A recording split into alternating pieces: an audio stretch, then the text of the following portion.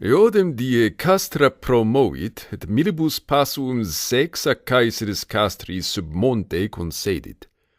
Postridie eos diei, praeter castra caeseris suas copias traduxit, et milibus passum duobus ultra eum castra fecit, eo consilio, uti frumento comea tuque qui ex sequenis et haeduis supportaretur, caesarem intercluderet. Ex eo die dies continuus quinque Caesar pro castris suas copias produxit, et acim instructam habuit, ut si velet Ariovistus proelio contendere, e potestas non deeset. Ariovistus his omnibus diebus exercitum castris continuit, equestri proelio quotidie contendit. Genus hoc erat pugnae, quos Germani exercurant. Equitum miria erant sex, totidem numero perites soloquissimi ac fortissimi, quos ex omni copia singulis singulos suae salutis causa delegerant. Cum his in proelis resabantur, Deus sequites recipiebant, hi, sic quid erat durius, concurrebant, sic qui graviore vulnere accepto, equo deciderat, circum sistebant. Si quo erat longius prodiundum, aut celerius recipiendum, tant erat horum exercitatione celeritas, ut iubis sublevatie quorum cursum adequarent. Ubi eum castris se tenere Caesar intellexit, ne diutius comeatu prohiberetur, ultra eum locum, quo in loco Germani concederant, circiter passus sexcentus ab his, castris idionum locum delegit acieque triplici instructa reum locum venit. Primam et secundam aciem in armis esse, tertiam castra munire iusit. Ic locus ab hoste circiter passus sexcentus, uti dictum est aberat. Eu circiter hominum sedecim expedita cum omni equitatu Ariovistus misit, quae copiae nostros terrerent et munitione prohiberent. Nihilus etius Caesar, ut ante constituerat, duas acies hostem propulsare, tertiam opus perficere iusit. Munitis castris duas ibi legiones religuit, et partem auxiliorum, quatuor reliquas legiones in castra maior reduxit. Proximo die institutus suo Caesar ex castris utrisque copias suas eduxit, paulumque a maioribus castris progressus acio instruxit, ostibusque pugnandi potestatem fecit. Ubi netum quidem eos prodire intellexit, circiter meridiem exercitum in castra reduxit. Tundemum Ariovistus partem suarum copiarum, quae castra minoro pugnaret misit. Acriter utrinque usque ad vespurum pugnatum est. Solis occasus suas copias Ariovistus multis et in latis et eceptis vulneribus in castra reduxit.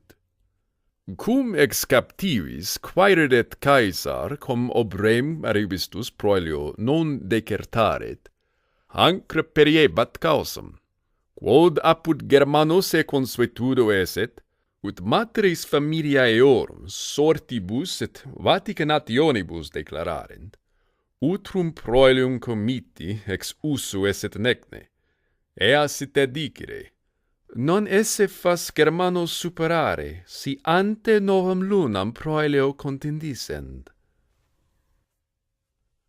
Postridie eius diei, Caesar praesidio utrisque castris, quod satis esse visum est, reliquit, alarios omnes in conspectu hostium pro castris minoribus constituit, quod minus multitudine militum legionariorum pro hostium numero velebat, ut ad speciem alaris uteretur. Ipse triplici instructa acie, usque ad castro hostium ecesit. tum demum necessario Germanis suas copias castris eduxerunt, generatimque constituerunt paribus intervallis, Harudes, Marcomanos, Tribocos, Vangiones, Nemetes, Seducios, Suebos. Omnemque acim suam raidis et carris circumdederunt, nequas spes in fuga relinqueretur. Eo mulieres imposuerunt, quae ad proelium proficiscentes milites passis manibus flentes implorabant, ne se in servitutem Romanis traderent. Caesar singulis legionibus, singulos legatus et quaestorum praefecit, ut ios testes suae quisque virtutis haberet. Ipse ad dextro cornu, quodeam parte minime firmam hostium esse annuit verterat, proelium commissit. Ita nostri acriter in hostes signo dato impetum fecerunt, itaque hostes repente celeriterque procurerunt, ut spatium pila in hostes quiciendi non deretur. Relictis pilis comminus claris pugnatum est. Ad Germani celeriter ex consuetudine sua phalange facta impetus gladiorum exceperunt. Repertis sunt cum plures nostri, qui in phalange inselirent et scuta manibus vevelerent, et de super vulnerarent. Cum hostium acies a sinistro cornu pulsa, et in fugam coniecte esset, a dextro cornu vehementer multitudine suorum nostram aciem premebant. Id cum animu vertiset Publius Crassus adolescens, qui equitatui praerat, quod expeditior erat quami, qui inter aciem versabantur, tertiam aciem laborantibus nostri subsidio misit.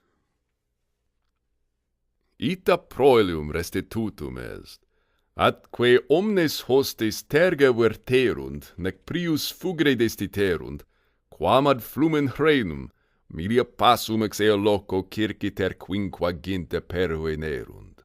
Ibi per pauci aut viribus confisi tranare contenderunt, aut lintribus inventis sibi salutem repererunt. In his fuit Ariovistus, qui naviculam delegatam ad ripam nactus ea profugit. Reliquos omnes consecuti equites nostri interfecerunt. Duae fuerunt Ariovisti uxores. Una sueba natione, cum domo secum eduxerat, altera Norica, reges vociones soror, quam in Gallia duxerat a fratere misam. Utraque in eo fuga periet. Duae filiae, harum altera ocisa, altera capta est.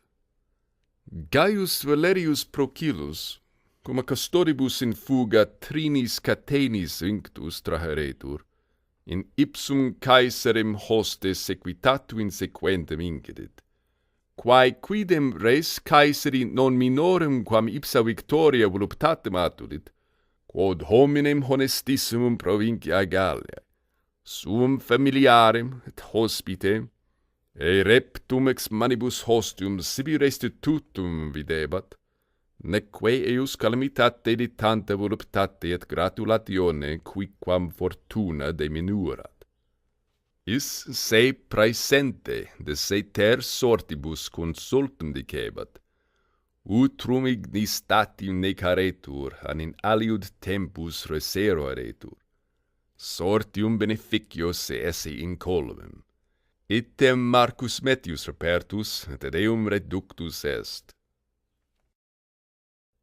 Hoc proelio trans hrenum nuntiato, Suebi, qui ad ripas hreni venerant, domum reverti quaeperunt. Quos, ubi qui proximi hrenum incolunt, per territos senserunt, in secuti magnum ex is numrum occiderunt. Caesar una estate duobus maximis bellis confectis, Maturius Paulo, Contempus sani postulabat, in hiberna in sequenis exercitum deduxit. Hibernis labienum praeposuit. Ipse in ceteriorem Galliam et conventus segendos profectus est.